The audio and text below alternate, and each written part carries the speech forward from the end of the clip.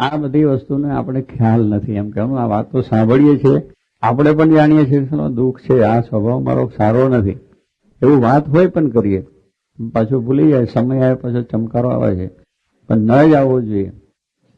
એવી રીતનું એક જાનપણું કરવું જોઈએ કે જેમ એકડો ઘૂંટ્યો અને એ પાકો થયો પછી ભૂલાય નહીં, એમ હું ભગવાનનો દાસ છું, ભગવાનનો સેવક છું, હું આત્મા છું, અક્ષર છું, બ્રહ્મ છું. આ વસ્તુ ઘૂંટાઈ ગઈ હોય તો ગમે ત્યાં તમે કામકાજ કરો તો તમને કોઈ જાતનું નુકસાન ન થાય. તો ઘૂંટાયો જ નથી બરોબર. હજુ એમાં એ વસ્તુ છે.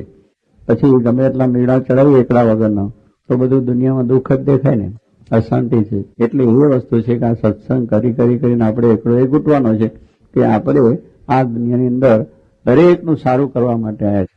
દરેકમાં ભગવાન રહ્યા છે. દરેકનું છે. થોડું આપણને કદાચ સહન કરવું પડે તો સહન કરવું. જોગીમાના તમે આખો એમનો જીવનમાં તમે જુઓ, આખું એમનું જીવન જુઓ, એમને ઉપદેશ જુઓ તો તમને એક જ વાત મળશે કે સહન કરો અને દરેકને માટે સારું ઈચ્છો, દરેકનું ભલું ઈચ્છો તો તમારું ભલું થવાનું જ છે. પણ તમે દરેકનું બુરું ઈચ્છો, તમે દરેકને ગમે તેમ વાત કરો તો તમારા માટે પછી એ જ વાત આવશે. હામો ઉલારો એ જ પાછો આવશે તમારા ઉપર, એ જ પાછો શબ્દ પાછો તમને આવશે. કારણ કે આપણે બીજા માટે બોલીએ છીએ જરૂર વગરનું, જાણ્યા વગરનું. કેટલીક વખત સાંભળેથી, કેટલીક વખત કંઈક ને કંઈક થયું, તને આમ કહ્યું હતું એટલે ત્યાંથી કહ્યું એમાં તેને કાંટો ચડી જાય, પણ પેલા શું કોને કહ્યું છે, શું કહ્યું છે એનો કોઈ વિચાર જ નહીં. અને તરત જ એ વસ્તુની અંદર તો સીધો પેલા જોડે મારામારી કરવાનું, તે મને આમ કહ્યું, પણ એને કહ્યું સાચું કહ્યું છે નહીં. પછી જયંતિ કાકા જેવો ખટપટીઓ હોય એ ક્યાંકનો કોકને આમ બજાડે, કોકને આમ બજાડે, તકરાર કરાવે. કેટલાક એવા છે ખોટી વાત કરીને તકરાર ઉભી કરે, એમાં એને મજા આવે. એવા માણસો પણ છે, લોકોને ગમે તે. એટલે આ બધું આપણે જાણી રાખવાની વસ્તુ કે આપણે બધી રીતે શાંતિ સુખ રાખવા માટે આ જ્ઞાનની જરૂર છે, સમજણની જરૂર છે. આપણે આ માટે આવ્યા છે. માટે આ સ્થાનની અંદર તો જોગી મહારાજને આપણને આ બધાને સત્સંગ થયો છે. બાળ મંડળ, યુવક મંડળ, સત્સંગ મંડળ અને એ પ્રમાણે મહિલા મંડળ છે, યુવતી મંડળ, આ બધા મંડળો ચાલે છે. તો એની અંદરનું આ જે જ્ઞાન આપણે કેટલા વખતથી સાંભળતા આવ્યા છે, પણ મહારાજે કહ્યું જેમ ઊર્માં વિચાર રહેતો નથી, આવા પ્રસંગો બને ત્યારે એકદમ એ થઈ જાય, કોઈને કંઈ કરવું એ. પછી કાર્ય કરતા હોય પણ બહુ વિચાર કરીને કામ કરવાનું હોય છે. એમને પણ એવી રીતે કરવું જોઈએ જેથી કરીને પોતાના માટે કોઈને કહેવાનું ના રહે. પણ જો કાર્ય કરતા હોય એ પ્રમાણે કરે તો સ્વાભાવિક બીજાને કહેવાનો પ્રસંગ આવે તો એને પણ પોતાને એવું કરવું છે, પોતે એવા શુદ્ધ અને પવિત્ર રહેવું જોઈએ કે જેથી કરીને કોઈને કહેવાનું ન રહે. કદાચ કોઈ ભૂલ થાય તો પછી સમજીને એકાંતમાં બેસીને પણ આ બજાર વચ્ચે સ્ટેજ ઉપર ભવેડા ના થાય. ઘરે બધા બેસીને પછી ભવેડા કરે કે આવો છે તેઓ સભા, રવિવારની સભા હોય, રવિવારની સભામાં આવી વાતો ના થાય. એ તો ભગવાનની જ વાત છે. વચનાવતની વાત હોય, ભજન ને કીર્તન જ કરવાનું હોય, મંદિરમાં એ જ કરવાનું. બહાર જઈને તમારે જે કંઈ એકબીજાને મળી કરીને એનું કરવું હોય તો થઈ જાય. તો કહેવાનું શું છે કે અંતે આ કર્યા વગર છૂટકો નથી. કારણ કે આ વાત આજ સમજો કે લાખ વર્ષ કેડે સમજો, પણ આ વાત સમજે છૂટકો છે. ગમે ત્યારે પણ આ વસ્તુ આપણે મૂકવી જ પડશે, આ સમજવી જ પડશે. અને આપણામાં કોઈ પણ જાતનું માન, ક્રોધ, ઈર્ષા એવા ભાવ ન રહે. દાસ થઈને ભગવાનની ભક્તિ કરીને અને સર્વને પ્રત્યે સારો પ્રેમ, દરેકનું ભલું, દરેકને માટે આપણે એવી સારી ભાવના કરીએ તો એ બધાની ભાવના આપણા પ્રત્યે પણ સારી થશે. જોગી મહારાજના વિશે આપણે બધાને પ્રેમ કેમ થયો એ આપણે જો કહેવા, જે સારી વ્યક્તિ થઈ ગઈ છે, સમાજમાં થઈ ગઈ, રાષ્ટ્રમાં થઈ ગઈ, એના પ્રત્યે માન કેમ થાય છે આપણને? કારણ કે એ માણસો બીજાનું સારું જ ઈચ્છ્યું છે, કોઈનું બુરું ઈચ્છ્યું નથી, કોઈનું ખરાબ ઈચ્છ્યું નથી, કોઈને માટે ખરાબ કર્યું પણ નથી. તો લોકોને એનું થાય છે. ભગવાનનું ભજન કરીએ છીએ. માણસ આપણા જેવા હતા, ભગવાન શ્રીજી મહારાજ સ્વામી કેમ ભજન કરીએ છીએ? બીજા ઘણા મોટા બુદ્ધિશાળી, ડાયા, પૈસાવાળા મોટા સાયન્ટિસ્ટો થઈ ગયા છે, એનું કોઈ ભજન કરીએ છીએ? માળા કરીએ છીએ?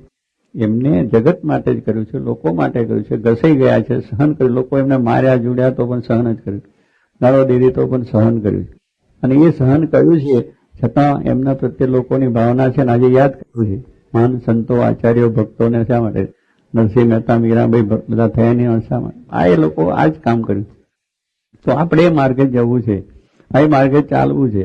તો આપણે પણ કંઈક એને માટે વિચાર કરી અને એક વસ્તુ મૂકતા જાવ તો 12 મહિને 2 વસ્તુ તો મુકાય. એમ કરતા 25 વર્ષોમાં 25 સ્વભાવ મૂકી જાય.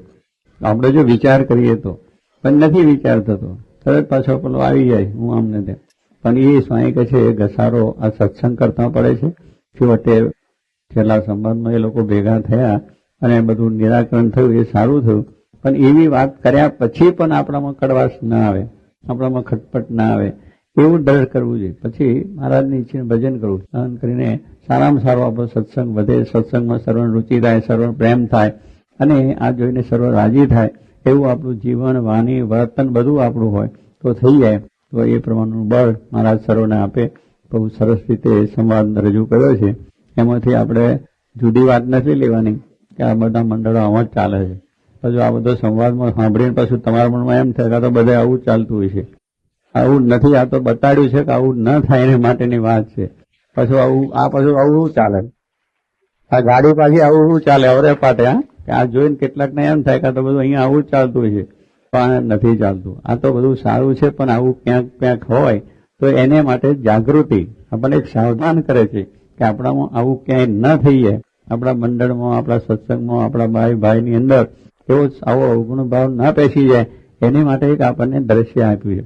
માટે કોઈ પાછું અવરું ન લેતા, પણ સવરું લેવું. સ્વાય કે આવડા વિચાર મૂકવાને સવડા વિચાર કરવા, પછી આવડા વિચારમાં ચાલ્યા જઈએ કે આ બધે આવું જ છે. બધે આને નથી. આ તો એક સત્સંગને માટેની વાત છે કે સત્સંગમાં આવ્યા છે તો આવા સ્વભાવ હોય તો મૂકવા અને સારા વિચારો કરવા, સારી વાત કરવી એને માટેનું આ એક આપણી પાસે રજૂઆત છે. તો આમાંથી સારી વાત ગ્રહણ કરજો, કારણ કે સત્સંગમાં આવ્યા છે તો જેટલી સારી હોય અને આપણા માટે ઉપયોગી હોય એવી વાતને આપણે ગ્રહણ કરી લેવાની છે, તો આપણને સારો ફાયદો થાય. પણ આમાંથી પછી અવરી વાત લઈને બહાર ખટપટ થાય તો એનું એ થયું એટલે મૂકવાનું છે ને બદલે અહીંથી આપણે પાપ કરવાનું, જ્યાં મૂકવાનું છે એનાથી પાપ કરીને જઈએ તો પછી આપણે ક્યાંય ઉગરવાનો આરોધ હોય નહીં. માટે આ બધી વસ્તુની અંદર સત્સંગમાં દિવ્ય ભાવ રાખી, મહિમાનો ભાવ રાખી, દરેકને પ્રત્યે આવો સુંદર ભાવ રાખી અને કામ કરવું. અહીંયા આગળ બધા મંડળ, નાના મોટા ભાઈ બધાનો જે આવો ઉત્સાહ છે, ઉમંગ છે અને આવા સુંદર જાતના નિયમો પણ લે. કેટલા બધા અમને પેલા નિયમોની વાત કરી કે સત્સંગ રાખવો, બાલું ખાવું નહીં, કરવું નહીં. આવી બધી જે આપણી કુટેવો છે ટાળવા માટે પ્રેરણાઓ મળે છે અને એ પ્રેરણાઓ થઈ છે તો તેના નિયમ લે છે. વર્તમાન ધરવાની, પૂજા કરવાની, બીજું ત્રીજું. હવે એ બધું છે.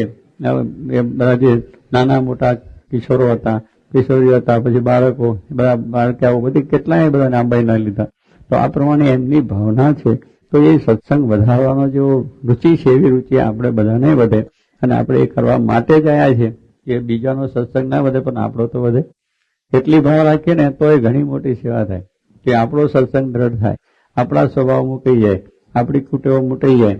એટલો જ ભાવથી આપણે સત્સંગ કરીએ તો આપણને ખૂબ આનંદ થાય અને ભગવાન રાજી થઈ જાય છે. તો મહારાજ સર્વને બળ આપે તે જ મારાની પ્રાર્થના.